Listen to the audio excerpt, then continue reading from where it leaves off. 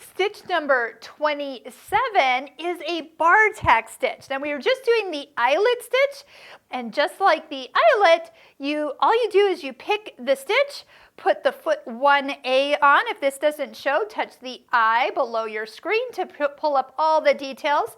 Engage your IDT and sew. You can even use the Start Stop button to stitch it out. You'll notice it stitches down, back, and a zigzag over the top of it until it comes to a complete stop. And that's it.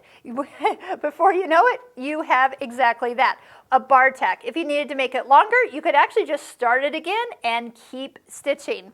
So you have Bartacks, you have eyelets, and next up we're going to do a mending stitch, number 26.